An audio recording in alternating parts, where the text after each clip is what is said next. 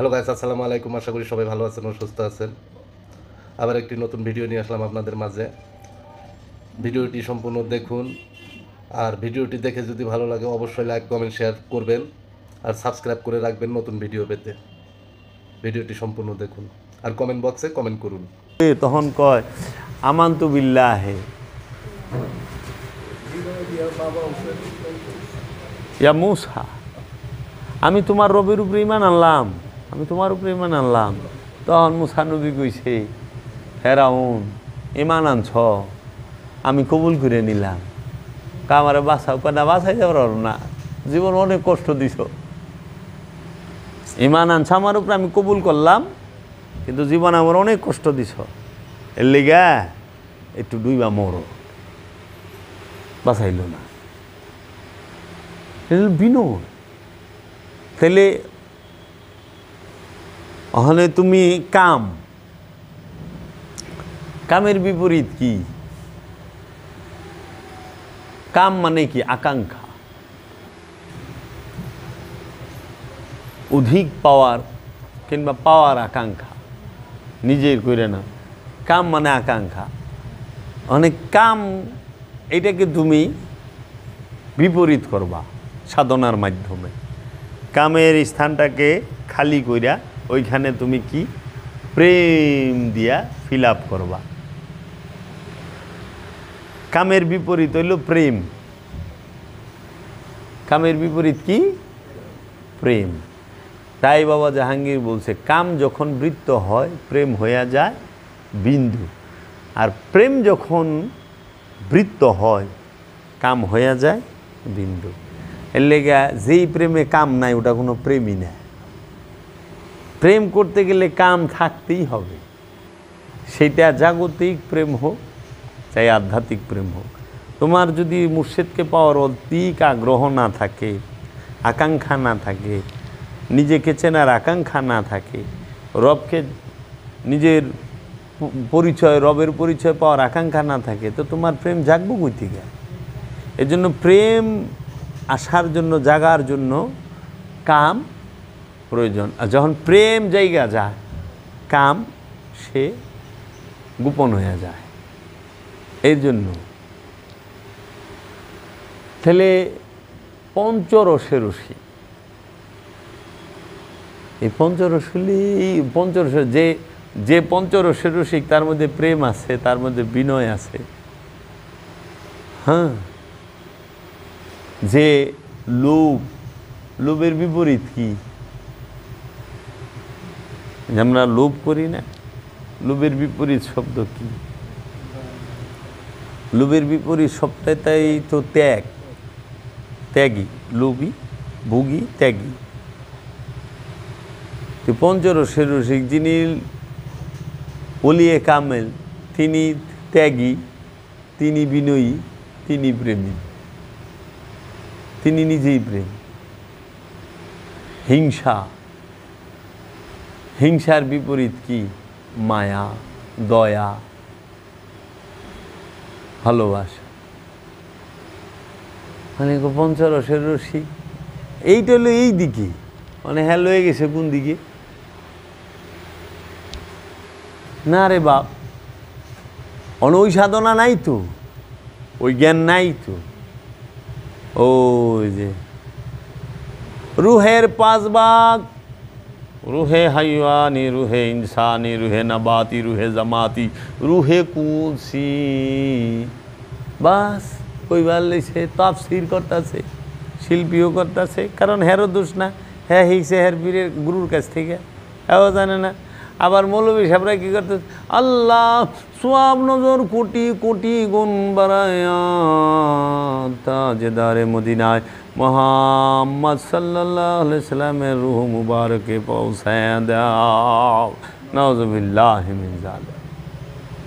তাহলে বাউলরা করতেছে রুহের 5 ভাগ, মৌলবী সাহেবরা রুহে সোয়াব বাড়ায় দিতেছে।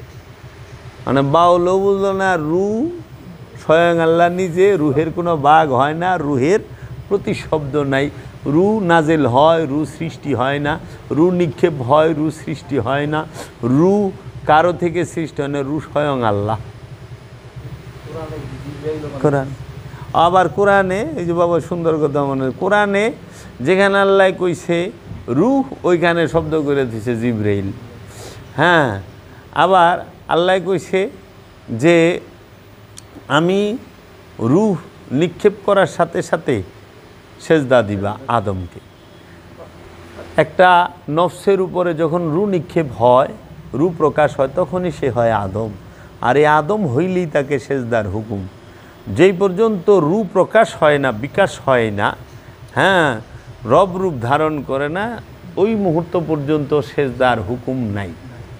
বুঝছো বাবা? এর জন্য মানুষকে সেজদা করার কথা কোরআনে নাই, কিন্তু আদমকে সেজদা করার হুকুম আল্লাহ ফরজ করে দিছে। এবং আল্লাহকে যদি কেউ সেজদা করতে চায়, সে আদম বিনে আর সেজদা করতে পারবে না। মাটিতে পাটিতে জায়নামাজে কার্পেটে সেজদা দেওয়ার হুকুম আল্লাহ কোরআনে করে নাই। আল্লাহ বলছে আদমকে সেজদা করো। কি? দাসত্বের সেজদা, এবাদতের সেজদা। আদম হইল আল্লাহর কি নূরের কাবা, নুরি কাবা। আদম হইল আল্লাহর হাকিকি কাবা। আদম হইল আল্লাহর মূল কাবা। আদম হইল আল্লাহর চেহারা। আর মক্কা কাবা শরীফে, সৌদি আরবের মক্কা নগরীতে যে কাবা ঘর, এটা হইল ইট পাথর দিয়া বানানো। এটা হইল নবীর তৈরি। নবী যে ঘর বানাইছে সেইটা মেজাজি কাবা, আর আল্লাহ যে ঘর বানাইছে সেটা হলো হাকিকি কাবা। আল্লাহ যে ঘর বানাইছে ওই ঘরে আল্লাহ থাকে, আর নবী যে ঘরে বানাইছে ওই ঘরে নবীর স্মৃতি, নবীর নিশানি থাকে। হ্যাঁ, এখন কাবা ঘরের ভিতরে আল্লাহ থাকলে সব হাজিরা কাবা ঘরের ভিতরে আল্লাহ দেখতে পাইতো। কাবা ওই সৌদি আরবে মক্কা নগরী কাবা ঘরে আল্লাহ আছে সিফাত রূপে, জাত রূপে না, গুণাবলী রূপে আছে, জাত রূপে না। কারণ ওই কাবা ঘরের মধ্যে একটা দরজা আছে, কাবা ঘরের মধ্যে কতটি সিঁড়িও আছে, আবার দরজাটার একটা তালাও মেরে দিছে। তালা মারছে না? কাবার চাবি কথা তো কোরআনেই আছে। কাবার চাবি খাদেম সাহেবরা কুমড়ে রাখে, তাই না? তা আল্লাহর ঘর কি তালা দেওয়া যায় রে? কত আল্লাহর ঘরের দরজা আবার স্বর্ণে। তাইলে তুমি যখন মসজিদুল হেরেমকে সেজদা করতেছ, কও আল্লাহকে ছাড়া কাউরে সেজদা করেন যাব না, দেহ আমি তোমাকে দেখাই কতটি সেজদা পায়, কে কে পায়। দেহ কাবা ঘর আল্লাহর সেজদা পাইতেছে, সাথে সিঁড়িও পাইতেছে। ওইখানে স্বর্ণ আছে, দরজা, চৌকার দরজা, তালা দরজা, ওই স্বর্ণেও সেজদা পাইতেছে।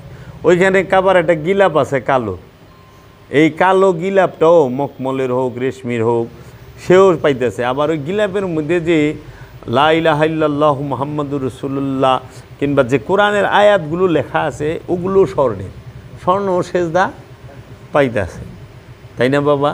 মাকাম ইব্রাহিম সে সেজদা পাইতেছে। আবার কাবা ঘরের সাথে সেট করে দিছে হাজরে আসওয়াদ। এই হাজরে আসওয়াদ জান্নাতি পাথর, এই পাথরেও সেজদা পাইতেছে, তাই না? আবার ওই হাজরে আসওয়াদের যে বান্ধায় রাখছে ওইটা মনে হয় ব্রোঞ্জ, তামা দিয়া না পিতল, এই রূপা দিয়া একটা কলসির মুখের সুন্দর করে বান্ধা না, সিলভার না কি দেওয়া, ওইটাও সেজদা পাইতেছে। ও বাবা, চিন্তা করছো একবার যে তুমি স্বর্ণরে সেজদা করতেছ, কোনো ফতুয়া নাই। তুমি কাপড়ের সেজদা করতেছ, কোনো ফতুয়া নাই। তুমি ওখানে রূপারে সেজদা করতেছ, কোনো ফতুয়া নাই। পাথরকে সেজদা করতেছ, কোনো ফতুয়া নাই। নবীর পায়ের চিহ্নরে সেজদা করতেছ, কোনো ফতুয়া নাই। খালি একজন পীরের ওলি কামেলের পায়ে সেজদা দিলে ফতুয়ার একটা বট গাছ খাড়া করায় দাও। জি, নামাজের কাতারে আমাকে তো বড় বড় মসজিদ অনেক কীরকম, অনেক দিন ধরে তো যাই আহিন না। ও মনে করে যে জুতাটা আগে সিদ্ধা করার লাগে। আমরা ইমুন নামাজি, বলছে আমার নিরিক বর্জক নামাজের সময় জুতার দিকে থাকি, চুরে লয়ে যায় জুতা। আল্লাহর ঘর থেকে তো অন্তরি চুরি খেতাই পারলাম না, শয়তান খেতাম মুকুর থেকে চুর খেতাই পারছি। একটা বাক্স জুতাটা সামনে থেকে তারপরে সে পিছে তুলে লয়ে যায়, এর লেগে জুতা সামনে, নিরিকে জুতা, বর্জকে জুতা, তাসাব্বুরে জুতা। আল্লাহ জুতাটা নিয়ে গেল। সিসি ক্যামেরা লাগাইছে মসজিদে, সিসি ক্যামেরা সুদ্ধে লেগে গেছে গা। চোর ধরবার লেগে ক্যামেরা লাগাইছে, ক্যামেরাই চুরি করে লেগেছে। কল রে বাবা, তাহলে তাহলে আমাদের উচিত কি, আগে যে জুতা চুরি করে তার ঘরের খোঁজ লওয়া, আগে জুতা চুরি খা দাও। কারণ পায়ের একখান জুতার টেনশন যদি আল্লাহর সেজদার সময় আয়া পড়ে, রুকুর সময় আয়া পড়ে, নামাজের সময়, এটা দুর্ভাগ্যের কথা না? আমি নিজেই মানে আমার মনে হয় শেষ জুমা এরকমই কিছু, আমি অ্যাপেক্সের থেকে একটা জুতা কিনছিলাম, বিদেশ থেকে আইছি। হ্যাঁ বাবা, নতুন জুতাটা পিন্দা জুমার নামাজটা পড়বার গেছি, সবাই শেষ দেয়, আমিও গেছি একদম শেষেই, কেউ রে বাইরে দেখলাম না। ঠাস করে আমার জুতাটা বাইরে দেখি, মানে খালি ঘুরাইছি বাইরেছি, জুতা নেই,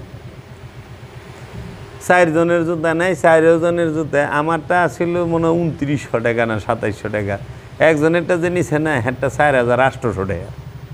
আমার কেন ধনী মানুষের জুতা, এলাকায় বেড়াইছিলে একে সেজদা দিচ্ছে, তাহলে ওই জুতা সুর মসজিদে নামাজেরও তো অবস্থায়, সেজদারও তো অবস্থায় ছিল, আমরা আল্লাহর সেজদা দিচ্ছি, ও জুতা লেয়ে ভাগছে। ফেরেশতারা কি করলো? এই যে বিষয়গুলো, তাহলে আগে আমি দেখি যে আমাকে কি বুঝাইতে চাচ্ছে। কাবা ঘরের চাবি কুমড়ে রাখাতে ফজিলত নাই, কাবার হাজি গো পানি পান করাতেও ফজিলত নাই, এটা কোরআনে আল্লাহ কয়ে দিছে। আমাকে সবচেয়ে দুর্ভাগ্য কি জানেন? আমরা কোরআনের শুরু থেকে শেষ পর্যন্ত বাংলা অর্থটা মন দিয়ে পড়ি নাই, এটা হলো আমাকে দুর্ভাগ্য। এবং পড়লেও আমরা বুঝতে পারি না, কারণ আল্লাহ কোরআনে বলে দিছে এই কোরআনের কিছু আয়াত মুহকাম আর অধিকাংশ আয়াত মুতাশাবে। মানুষ মুতাশাবে আয়াতগুলো নিয়েই তর্কে লিপ্ত থাকে, মুহকামের দিকে মানুষ নজর দিতে চায় না। এই জন্য কোরআন হচ্ছে অনেক বড় একটা কাব্যগ্রন্থ। এইখানে আদ সামুদ জাতির ঘটনা আছে, এখানে জুলকার নাইনের ঘটনা আছে, এখানে কাহাববাসীর ঘটনা আছে, এইখানে তোমার খিজির মুসার ঘটনা আছে, এখানে বানি ইসরাইলের ঘটনা আছে, এখানে কওমে লুতের ঘটনা আছে, নূহের ঘটনা আছে, এখানে তোমার সুলাইমান রানী বিলকিসের ঘটনা আছে, দাউদ ইবনে সুলাইমানের ঘটনা আছে, এখানে জিনদের ঘটনা আছে, জালিমদের ঘটনা আছে। এর ভিতরে আত্মপরিচয় লাভের জন্য যে যে রুটগার্ড প্রয়োজন সেই সম্পর্কে আয়াতগুলো আল্লাহ রাইখা দিছে ভিতরে, এক এক জায়গায় ছড়ানো ছিটানোভাবে, একত্রে নাই, গুচ্ছ ধরা নাই, সিরিয়ালভাবে না, এই গুচ্ছ একত্রে, এইটারে পুরা গবেষণা করে ওইটারে সাইকা আনা হইল তোমার কর্ম। এর জন্য বলছে এই কোরআন হচ্ছে জ্ঞানীর জন্য নিদর্শন, জ্ঞানীরা ছাড়া এই কোরআন কেউ বুঝে না। এবং আল্লাহকে একমাত্র ভয় করে আলেমগণ। এই আলেম বলতে যারা আরবি জানে হেরা না, এই আলেম মানে যারা আল্লাহকে জানছে, চিনছে, দেখছে, নিজেরে চিনে, সেই আলেমরা, বুঝছো? মানে আরবি জানে আলেম তো দেখি যে ইয়া ভালো ধরা খায়, বলৎকারও করে, দেখি না, বিভিন্ন কেলেঙ্কারিতে জড়ায় যায়। এই যে বিষয়গুলো, এইগুলো দেখতে হবে, শুনতে হবে। এখন এই যে কোরআনের অনুবাদটাকে তো কালকে তো ওই যে আমার এখানে একটা পোলা আছে মাদ্রাসা, ঘর ঘর ঘর ঘর করে পড়ে দেবে বলেছে, তাই আমি বললাম বাংলাটা বাবা ভারি না তো। ওই যে হাফেজ কি সুন্দর করে ডাবায়া ডুবায়া কলকলা কয়, এনথে কলকলা উচ্চারণ করে, হ্যাঁ আ ই উ ঠিক মতো করে সব, কিন্তু অর্থ জানে না কোনটার পরে কোনটা, কোনটারে। কোরআন কিন্তু অসাধারণ সুন্দর, মানে তুমি যখন কোরআনকে পড়বা এবং বিষয়ে যখন তুমি সিরিয়ালে আনতে পারবা, বিশ্বাস করো বাবা, তুমি সব থেকে বিচ্ছিন্ন করে দিব তোমারে খোদা নিজে। তুমি হইবা না, কোন সময় যে খোদায় বিচ্ছিন্ন করে দিছে টেরই পাইবা না। সব থেকে বিচ্ছিন্ন হয়ে গেছে, এটা চালায় দেওয়া হনে সব কিছুতে বিচ্ছিন্ন হয়ে যাবে। এই জন্য কোরআনটাকে পড়তে হইলে, জানতে হইলে, বুঝতে হইলে আগে কোরআনের কাছে, জিন্দা কোরআনের কাছে মুড়ি দিতে হবে। জিন্দা কোরআন যখন ওই কাগজ কালির যে বাইন্ডিং করা কোরআন বুঝাইব তখন মজা হইবে। এর আগে তুমি মজা পাবা না, খালি আইবা আর যাইবা, হাওয়া ঘুরবা। কোরআন মুখস্থ করলে মজা পাওয়া যায় না, মজা হইল কোরআনকে নিজের মধ্যে ধারণ করতে পারলে মজা। এজন্য আমাকে তো অভাবই শেষ হয় না, নাহলে নামাজির জুতা চুরি হয়ে যায়। ইমন দেশ ওরসে গেছ, জুতা চুরি করে লেগেছে। শাহ আলী বাবার এনে যামু, শাহপরান বাবার এনে যামু, শাহজালাল বাবার এনে যামু, জুতা লে চিন্তা করুম কে। এই জন্য অভাব শেষ হইলে আবাদতে মন বসবে। পেটে খিদা থাকলে ওয়াজ ভাল লাগে না। যাই হোক, এই লতিফাগুলো যাই না জিকির করবা, আল্লাহু জিকিরের লতিফাটা জানতে হয়। হ্যাঁ, ধ্যানের বিষয়টাতে জানতে হয়। এর জন্য জিকির আবার বিভিন্নভাবে করা যায়। এগুলো গুরুর কাছ থেকে জানবা, গুরুই কুমারে কয়ে দেব, তোমার জিগা লাগবো না।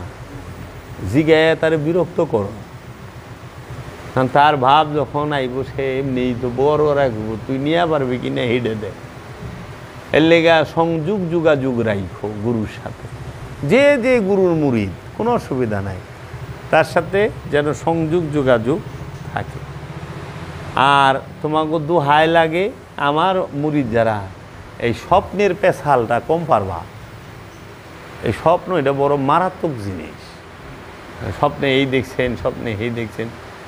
একজনে সেদিনকে কইতে জানিয়েছে, হ্যাঁ আল্লাহরে দেখছে, রসুলরে দেখছে, তাই আমাকে আমার কাছে ঘাস কাটবার লিয়ে আইছে, পরশু দিন আইছে। আমার কথা তো কইতেছে, মুখটা চুপ। আমার তো বুঝস না, এক একবার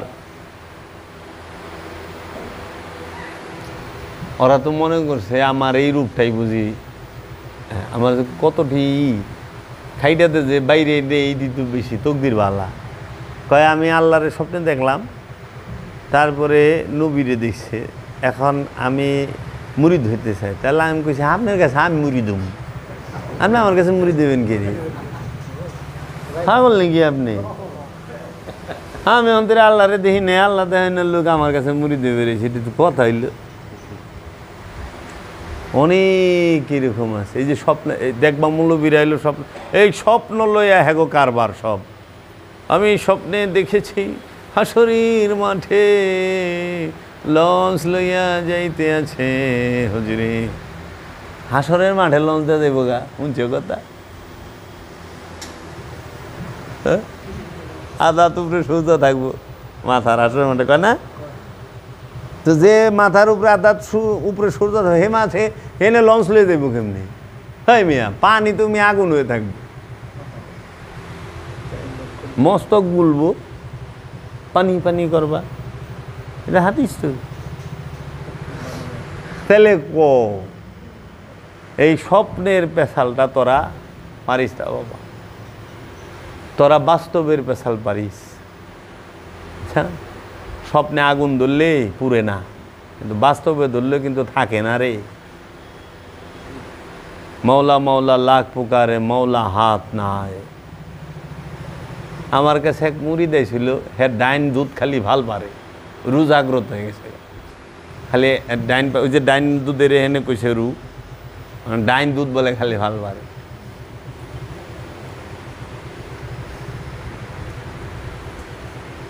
কয় আমার কি রু জাগি গেছে? হ্যাঁ।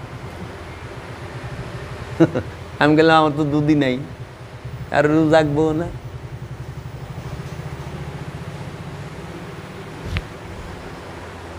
এটা হলো রূপকথা। বেড়া মেশে দুধ আছে, তো দুধ আছে নাই তো, হ্যার ফাল পারে, হ্যাঁ নরে সরে হইতে পারে। এই ঠিক ওরা রুরে কি মনে করে, কি কইবেন? স্বপ্নে দেখেছেন, এই স্বপ্ন, আমার স্বপ্নের কথা কইলে আমার জানি কি মন লাগে, মনটা কয়। হ্যাঁ, সেদিন কয়াইছে আমার, আমি এটা স্বপ্নে দেখছি, তোর আল্লাহ দোয়াই লাগে, তুই স্বপ্নের কথা আমারে কইস। কিন্তু মৌলবী সাহেব গোগা হেরা তাবির বাতাইব, আমি স্বপ্নের তাবির জানি না। তো না मैं किसी की आँख का नूर हूँ, ना किसी का दिल का करार हूँ, मैं एक मुश्त खुबार हूँ, मेरा ऐसा कोई भी नहीं जो मुझे गले लगा कर रोए। ओ मेरे हम नफस, ओ मेरे हम नवा, मुझे दोस्त बनकर दगा न दे। दुश्मनी जम कर करो लेकिन गुंजाइश रहे, जब हम तुम एक हो जाए तो शर्मिंदा ना हो। তা আমার স্বপ্নের তাবির স্বপ্নের ব্যাখ্যা দেওয়ার মতো কেউ নাই। তো আমি স্বপ্নের তাবির জানি না, কারণ সপনা ও কবি নেই হতে আপনা, স্বপ্ন কখনো আপন হয় না। নবীর স্বপন ওইটা সত্য। নবী স্বপ্নে দেখাই পোলারে কুরবানি করবার লেগে মিনাই লয়ে গেছে, আর তো গো কানের গুড়ে ঠেলেও গেলেও তো তোরা ঘরতে বেরিয়ে বেরোছিস, বুঝছস তো ভরটা গই।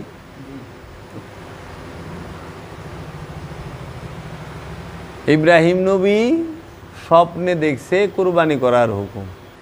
আল্লাহ রসুল কিন্তু মেরাজে স্বপ্নে যায় নাই। মাওলা হুসাইন কিন্তু শাহাদাত স্বপ্নে হয় নাই। মাওলা হুসাইনের আওলাদরা শাহাদাত স্বপ্নে হয় নাই গুলি। মা ফাতেমা শাহাদাত স্বপ্নে হয় নাই, বাস্তব হয়েছে। গলাটা কাটলে যে কতখানি জ্বলে, কতখানি ব্যথা হয়, কতখানি যন্ত্রণা হয়, হারে হারেই বুঝতে পারছে কে রসুলের আওলাদ। তাহলে কলিজা কাটলে কেমন লাগে? রসুলের কলিজা কাটছে, রসুলের আওলাদের কলা কাটছে। তোমার একটুটুক হাত কাটলে তোমাকে এত কষ্ট, এত মামলা মোকদ্দমা হয়ে যায়, এত মামলা মোকদ্দমা করো, এত অভিশাপ দাও, আর আওলাদের রসুলদেরকে একে একে হাত পাগুলো কুবায়া কুবায়া কাটছ, গলাগুলো কুবায়া কুবায়া কাটছ। তারা যদি মামলা করতো, মামলা নেওয়ার মতো থানা আছে আর ওই অফিসার আছে, লিখবো কি কি করছে, কি কি কাটছে, মরে যাব তো অজ্ঞান হয়ে, ফির এমনিই মরে যায় হার্ট অ্যাটাক করে। হ্যাঁ হ্যাঁ কী কর এইভাবে? আরে মিয়া একটু পাও কাটলে কত ইনায় বিনায় কও, একটু হাত কাটলে, আর এই দেহটার থেকে কল্লাটা কাইটা বল্লমের মধ্যে বিন্দায়া উষা করে রাখছে।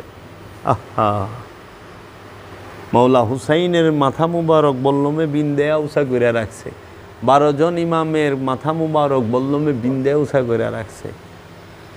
কাফেলা যাইতেছে, হায় হায় হায় হায়। মাওলা আব্বাস আলমদার মাওলা হুসাইনের ভাইয়ের এই হাতটা খুব দেখাইটা ভালাই দিছে, এই হাতটা খুব দেখাইটা ভালাই দিছে, এই পাটা খুব দেখাইটা ভালাই দিছে, এই পাটা ভালাই, এই নাকের থেকে খুব দে ঠোঁট কিনা খাইটা ভালাই দিছে, টুকরা টুকরা করে হালাইছে। এটা কি যন্ত্রণা নাই রে বাপ? ব্যথা নাই? তারা কি কাঁদে নাই, চিৎকার করে নাই? তো যারা ছিল তাদের কি একটু মায়া লাগে নাই? লাগে না। হেগো পিছে খারায় কি নামাজ পড়ুম, আর হেগো যারা রাতে আল্লাহ তাআলা হুম কয় তাগু পিছে খারায় নামাজ পড়ুম, হেগো যারা ভালোবাসে তাগু পিছে নামাজ পড়ুম। আর মিয়া কি কও তোমরা? হাসতে হাসতে আগুনের মধ্যে নাইমা যাম, তাও তো অগু পিছে নামাজ পড়ুম না, না সম্ভব না।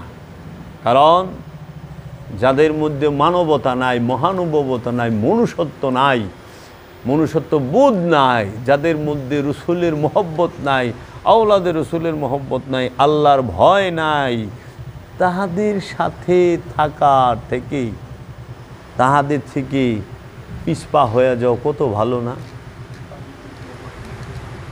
যদি তারা মিম্বরেও থাকে তাও তো এখানে যাবো না, না ওই সংখ্যাটাই তো বেশি।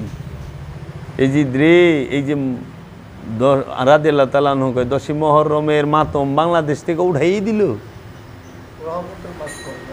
হ্যাঁ হ্যাঁ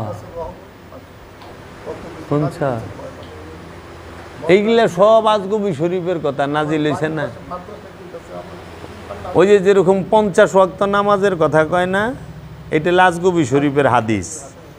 এটা আজগবি শরীফ থেকে হুইনে আল্লামা জামাকসুরি তার তাফসিরে কাশফের মধ্যে লিখছে। আবার উনার থেকে হুইনে অন্য মৌলবী সাহেবরা সবাই অনুবাদ তো করণ লাগবো, এত টাকা দান ছাস কিছু তো কন লাগবে।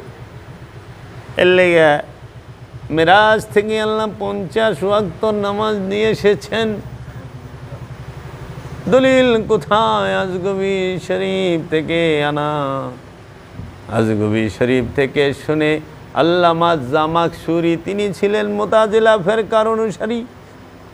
আজগবি শরীফ থেকে আল্লামা জামাকসুরি শুনে তিনি এইটা তার তাফসিরে কাশফের মধ্যে লিখেছেন। আর ওইখান থেকে এই গোলাপি ওয়াহাবি সুন্নি মৌলবী, গোলাপি ওয়াহাবি পীর সাহেবগণ কানে হাত দিয়া 5 ওয়াক্ত নামাজের এই 50 ওয়াক্তের কাহিনীকে 5 ওয়াক্তে আইনা শেষ করে। কিন্তু কোরআনে দায়মি সালাতের কথা আছে স্পষ্টভাবে। সূরা মারেজের 23 নম্বর আয়াতে, 70 নম্বর সূরা মারেজের 23 নম্বর আয়াতে সেইটাকে সম্পূর্ণ অস্বীকার করে। কারণ মেরাজে যায়া কোনোদিন আল্লাহ নামাজ দেয় না। নামাজ তো জান্নাতেই নাই, লা মুকামে নামাজের চিন্তা থাকেনি। এই মিয়া, জান্নাতে নামাজ আছে? জান্নাতে নামাজ পড়বো কেউ? জান্নাতে মসজিদ আছে? যে মসজিদ নাই, আজান নাই, আকামাত নাই, জান্নাতে নামাজ নাই, আর তুমি মিয়া লা মুকামে আল্লাহ বইয়া রইছি। এই আল্লাহ লা মুকাম থেকে মহানবী আর আল্লাহ প্রিয় প্রিয়তমা আশেক মাসুক, হ্যাঁ আল্লাহ তার হাবিব দুইজনের মিলন হচ্ছে এই জায়গায় বান্দার নামাজ নামাজ। আরে এত সময় আছে রে, নামাজ লয়ে বলে আইছে।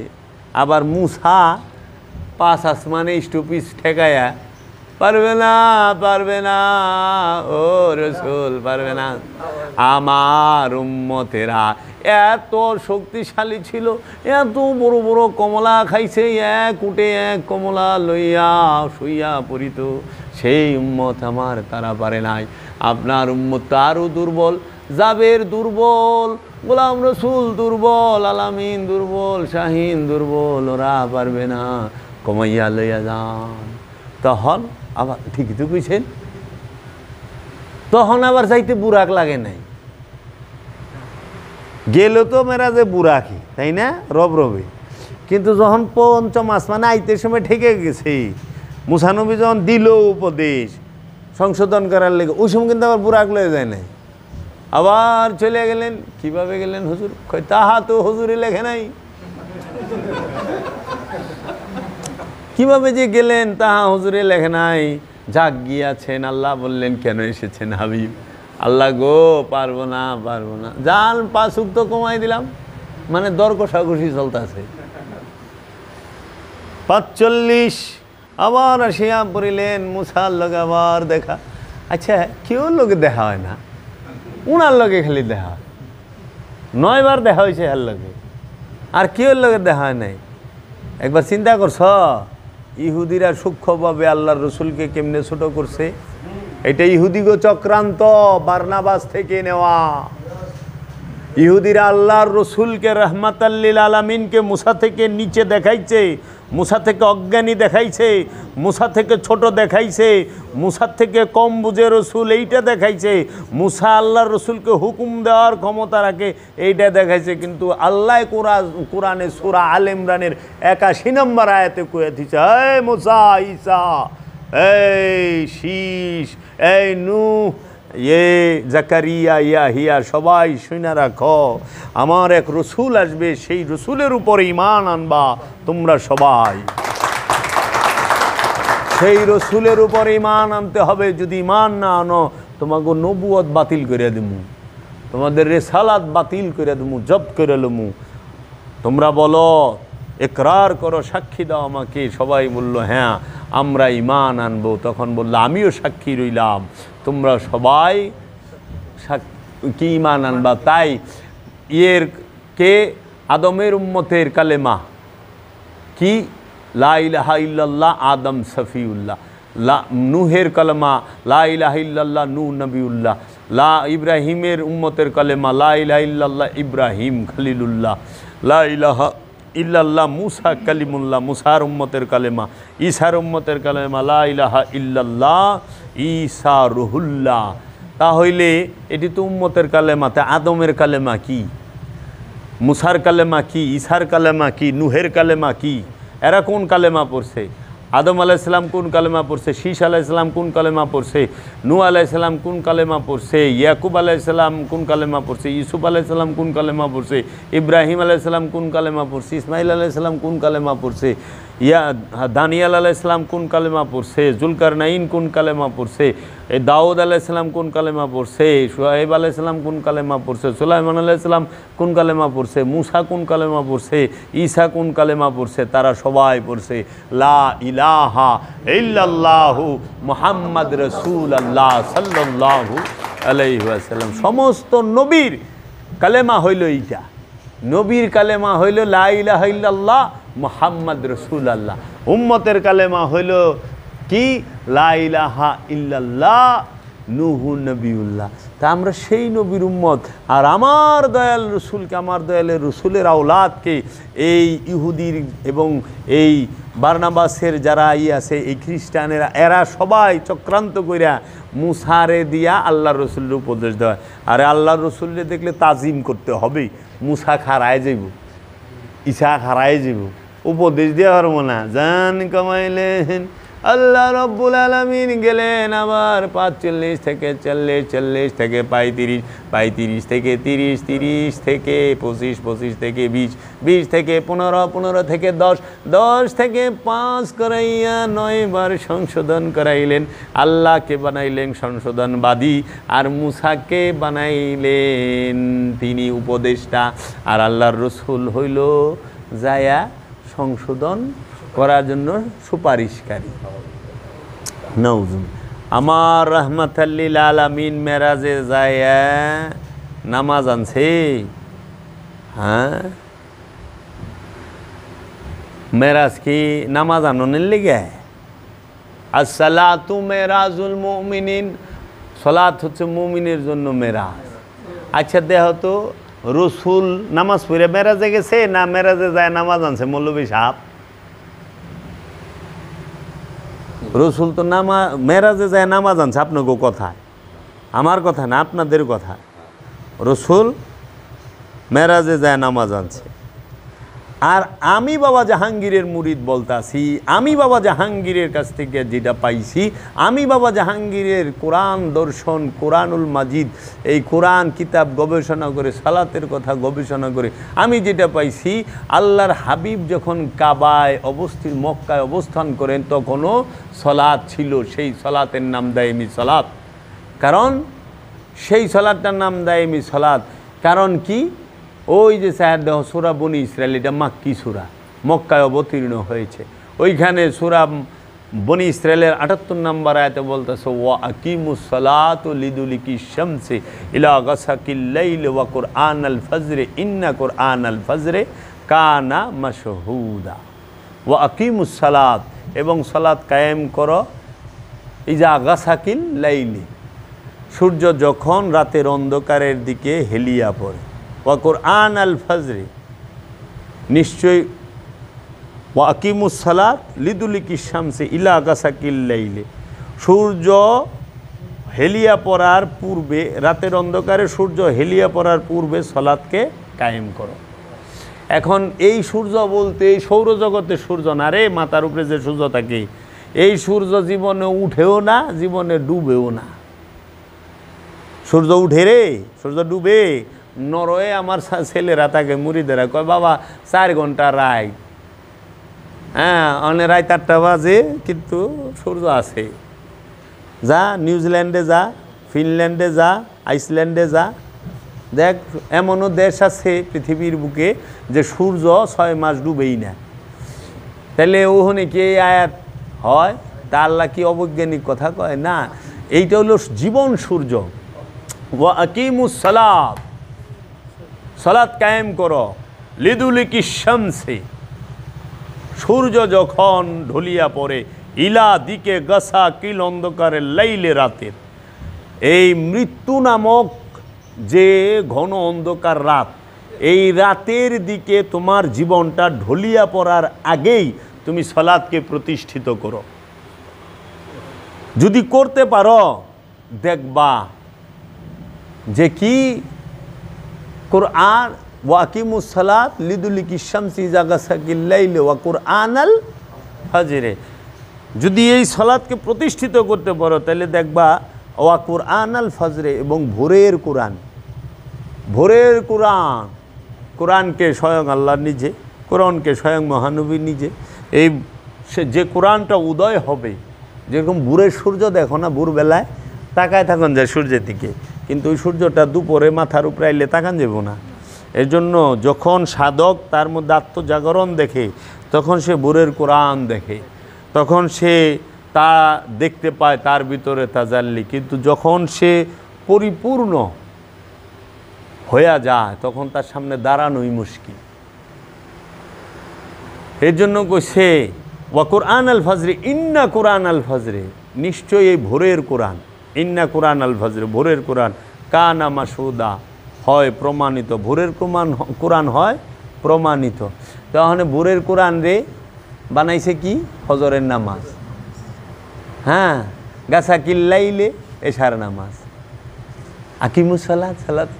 এই সারা আয়াতের মধ্যে সালাত শব্দটা একবার আছে, কোরআন শব্দটা 2বার আছে। কোরআন রে নামাজ বানায় থিয়া দিছে, কোরআন অর্থ কি নামাজ, তাই সালাত অর্থ কি মৌলভী। কয় নামাজ অর্থ বুঝানো হয়েছে, গ্রামার বুঝেন না।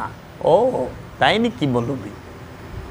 আমার কয় আপনি গ্রামার বুঝেন না, কোরআনের আরবির আর্টিকেল জানা না, এটা নামাজ সম্পর্কে বোঝানো হয়েছে। হয় কোরআন কি গ্রামার দিয়ে আইছে না দর্শন দিয়ে আইছে? কোরআন হলো আত্মদর্শন। কোরআন কি গ্রামার আর ব্যাকরণ রে? ভাষার লেগে ব্যাকরণ, ভাষার লেগে গ্রামার। ভাষা শিখতে ব্যাকরণের দরকার হয়, গ্রামারের দরকার হয়।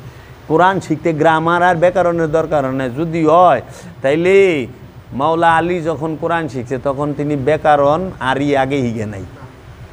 হজরত বেলাল এত পড়াই জানেন না, তো কোরআন শিখলো কেমনি? কোরআনকে দাঁড়ান করলে কেমনি? কিরে ওয়াইসাল কারণী জিন্দা কোরআন, জিন্দা কোরআন। তো এখন 50-30 ইতিহাস দিয়া আল্লাহ রসুলকে ছোট করছে এরা, ঘোর চক্রান্ত। তোমরা আর তোমরা আছো মাশাল্লাহ, 12 বারের ভাত খায় তো মোল্লার মাত নাটি চুকেছি, তোমার আগেও শেষ। কারণ বিহাজ আলিমাম, হুজুরের যেই নিয়ত আমারও সেই নিয়ত, হুজুর যেই দিকে আমিও সেই দিকে, নারায় তাকবীর আল্লাহু আকবার, বাস লাগাও। একবার চিন্তা করলো না যে কোরআনে 5 ওয়াক্ত নামাজের কথা সরাসরি কোরআন আয়াতে নাই, তাহলে এইটা আমরা আনলাম কোথা থেকে? হাদিসের মধ্যেও স্পষ্ট আমরা পাই না। এবং অজু থেকে নিয়ে একবারে সালাম ফেরানো পর্যন্ত পুরো নামাজের বিষয়টা একটা হাদিসের মধ্যে কোনো সাহাবী দিয়া বর্ণনা হয় নাই। আর সবচেয়ে মজার বিষয় হইল নামাজের যতটি হাদিস আছে ইমাম বুখারীর এই কিতাবে আপনি দেখবেন নামাজও দেয় আবু বকর সিদ্দিক রে দিয়া নামাজের কোনো হাদিসই নাই, ওমরের দিয়া নামাজের কোনো হাদিসই নাই। তাও বকরের সিদ্দিকের থেকে বেশি নামাজ কে শিখছে? যদি ওয়াক্তি নামাজই শিখে তো মাওলা আলী, আবু বকর, ওমর এগো থেকে তো বেশি কেউ শিখে নাই। তাহলে মাক্কি সূরায় আমরা সলাতের কথা পাই, সূরা মারিস 23 নম্বর আয়াতে আল্লাহ জিনা হুম আল্লাহ সালাতি হিম দায়মু, তারাই মুসল্লি যারা দায়মি সলাতে দণ্ডয়মান, সর্বক্ষণ সলাতে দণ্ডায়মান। সর্বক্ষণ যারা সলাতে যুক্ত, মানে সর্বক্ষণ যারা রসুলের সাথে যুক্ত, সর্বক্ষণ যারা আল্লাহর সাথে যুক্ত, তারাই মুসল্লি। মানে মুসল্লি আরবি শব্দ, মুসল্লির বাংলা হইল যোগী। হিন্দুর গন্ধ হয় না, একটু শুদ্ধ ভাষা করলে সাধক, কিন্তু মুসল্লির বাংলা হইল যোগী। হিন্দি ভাষা বলে যোগী, মানে আল্লাহর সাথে পরমের সাথে জীব যুগ হওয়ার চেষ্টা, যুগের কয় ওরা যোগ, এই যুগ হওয়ার চেষ্টায় আছে, এর জন্য সলাৎ করতে আছে, বুঝছ? তাহলে এই নামাজের কথাটা দায়মিরে অস্বীকারী করলো। দায়মি সলাৎ লইয়া তার প্রয়োগ পদ্ধতি সকল কোরআনে আছে, কিন্তু কয় না, বুঝেই না কেন? আর যারা বুঝছে হ্যাঁ কিনা লইছে ওহাবিরা, ধর এত কথা কয়ে কী করবেন? টাকা লন, গাড়ি লন, বাড়ি লন, কথা কেন না, আমাকেও কথা কন। ঠেলে যে খালি জান্নাতের ফ্যাসিলিটি কয়, কিন্তু জান্নাতে যে জামু কেমনে, শয়তান খেদামু কেমনে, সেইটা আর কয় না। জান্নাতে কী খাবে এটা তো পরের বিষয়, শয়তান খেদামু কেমনে সেইটা আগে কন। নামাজ পড়লে শয়তান যাইব গাতে, নামাজ যদি পড়লে শয়তান যাইতু, তাহলে শয়তান নিজেই তো নামাজ পড়ে। আল্লাহকে স্মরণ করে না শয়তান, আল্লাহ জিকির করে না শয়তান। শয়তান যাইব বলে আদমের ধ্যান করলে, যে যত আদমের ধ্যান করবো হের থেকে শয়তান তত দুর্বল, তত ভাগিয়া যাইব, বুঝছা? এই আর কি, মানে আমাকে আদমের ধ্যান বাদ দিয়ে খালি আসেন আল্লাহর ঘরে যাই, আল্লাহর ঘরে যায় আল্লাহর দেখা পাই না, এইটি তো বড় আফসোস। এতদিন আপনার, আচ্ছা আমার বাড়িতে তোমরা যদি মনে করো বছর 12 মাস আহ, 12 মাসে 12 দিন আহ, যদি একবারও দেখা না পাও, তোমরা আর আমার বাড়িতে আইবে? আচ্ছা আমারে দেহ নাই, এই আমার ভাই বেড়াদার যদি না দেহ, তাও তাইবে না। তা আমরা আল্লাহরে না দেখলাম, ফেরেশতা তো দেখুম, আল্লাহর ঘরে কটা ফেরেশতা দেখুম না? এও তো দেখি না। যাক শয়তান রে তো দেখুম, তাও নাই। কিন্তু আল্লাহর যে ঘর, আসল ঘর, এই দিল কাবা, এনে দেহ চাইয়া এনে তুমি পয়লাই দেখা হইব শয়তানের লগে। শয়তানে যখন কিক মাইরে খেদাই দিবে, দেখবা ফেরেশতারা কারাই গেছে। তানাজ্জালুল মালাইকাতি, আমি সব ফেরেশতা নাজিল করি, ওয়া রূহ, চাইয়া দেখবা হৃদয় কাবাতে আল্লাহ বই রইছে, বুঝছ? এলে শয়তান খেদাও আগে কিক মাইরা, তারপরে ফেরেশতাগো দেখবা, আল্লাহরও দেখবা, নিজেরও চিনবা যে তুমি আল্লাহময় হইয়া রইছ। তোমার থেকে আল্লাহ দূরে না, এতদিন তুমি আল্লাহ থেকে দূরে আসিলা। আল্লাহ আমার থেকে দূরে না, আমি আল্লাহ থেকে দূরে ছিলাম। কার লেগা? এই শয়তানের লেগা। এই শয়তানটাকে আমার নিজের ইচ্ছাটা, এই ইচ্ছাটাকে যখন কোরবানি করা পড়ছি, বাস আল্লাহ তার কইরা নিছে আমার আর ভয় নেই। এই জন্য লটকানো রে ঝুলাইয়া ঝুলাইয়া রে টাঙ্গাইয়া টাঙ্গাইয়া রে মারিয়া ভালাইয়াছে, মানে কত যে পেশায়ারা, লটকানি, টাঙ্গানি, ঝোলানি একই তো জিনিস। এরা একটা শব্দরে এইরকম 12টা রকম করে কয়, মানুষ হয়ে যায় ডরাইয়া, না জানি কি।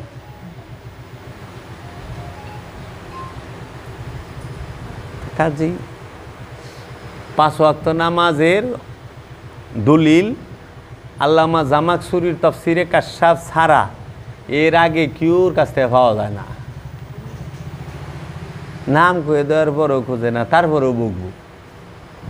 আবার কি খায়, তোর সব ভালো লাগে, তুই খালি 5 ওয়াক্ত নামাজের কথাটা যে কস্তা, এটা ভালো লাগলাম। তুই 5 ওয়াক্ত নামাজ পড়িস, আশ্চর্যের বিষয়। তাই আমি বললাম, আপনি তো 5 ওয়াক্ত নামাজ পড়েন ভাই, অল্প সময় 5 ওয়াক্ত নামাজে 17 রাকাত 1-1.5 ঘন্টা হয়ে যায়, কিন্তু আল্লাহ তো কিছু সর্বক্ষণ নামাজ পড়তে। তা আমি তো সর্বক্ষণ যে নামাজ, দাইমি নামাজ, এই নামাজের কথাটা বলি। আমি তো নামাজকে অস্বীকার করি নাই ভাই, আমি বলছি 5 ওয়াক্ত নামাজের কথা আমি কোরআনে পাই নাই, কিন্তু নামাজ আছে সেটা দায়েমি নামাজ, সর্বক্ষণ নামাজ। এখন আপনি কোন তো 24 ঘন্টার নামাজ বড়, সর্বক্ষণের নামাজ বড়, নাকি 1.5 ঘন্টার নামাজ বড়? 24 ঘন্টার বড়। তো 24 ঘন্টা আপনি আল্লাহর জিকির করবেন, আল্লাহর ধ্যানে খেলে থাকবেন, রসুলের ধ্যানে খেলে থাকবেন, এই সালাত করেন, তাতে আপনি পাপ থেকে বিরত থাকবেন, পাপ করবেন না। আমারে উল্টা উদ্দেশ্যে ওই যে ভিলেন বানাইবার চায়, হ্যাঁ গো ব্যবসায় টান পড়ছে, কয় উনি নামাজ মানে না। আরে কেরা কইছে? আমার মতো নামাজি কেরা আছে রে, এটা দেহা দিহি। তোরা যারা আইসস আয় না দিহি, কত হানি নামাজ পড়ছস তোরা দিহি।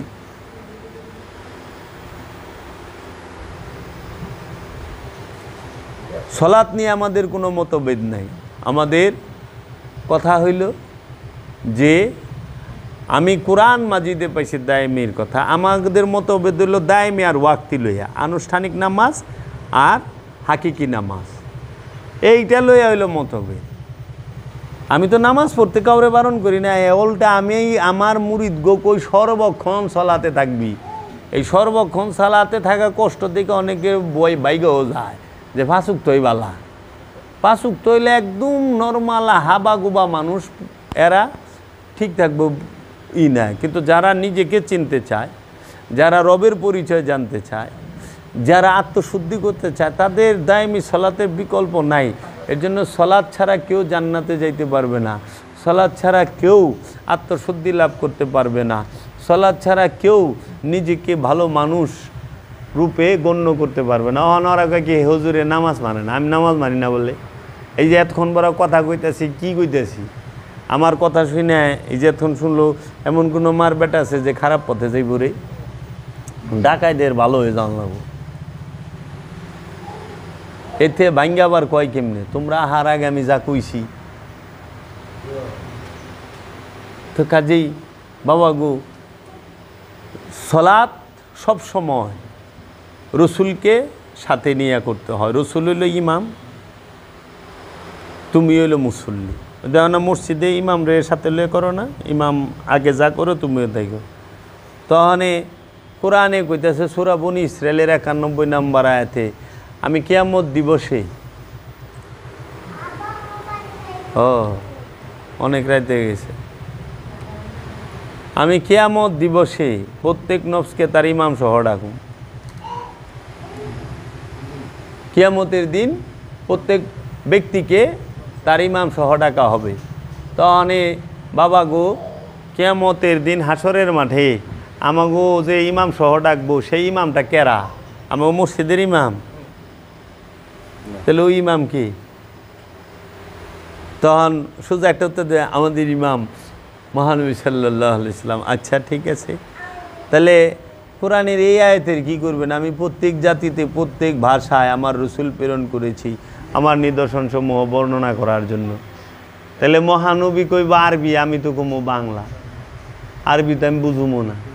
যদি আমারে ডাকে তালিয়া যাবে রোহ জান্নাত, মোতালিবা করে খারাপ আমার যে একটা ফুলা আছে, কাল রো জান্নাত, রো জান্নাত, বুঝে না তো ওই যে জিনিস খারাপ। তখন কি করার লাগে? তোর জি জি বাবা যাচ্ছে। তাইলে ফেরেশতারা আমাকে আরবিতে জিজ্ঞাসা প্রশ্ন, আমি বাংলা উত্তর দিব, হ্যাঁ বুঝে না আমারটা, আমিও বুঝি না হ্যাঁটা, দূরে কাটাকাটি যা। এটা কথা হইল? এক আয়াতের সাথে আরেক আয়াতের কেমনে দাঁড় করাছেন গুজা মিল দিয়া। এর জন্য কোরআনটাকে গবেষণা করে আপনারা আইবেন।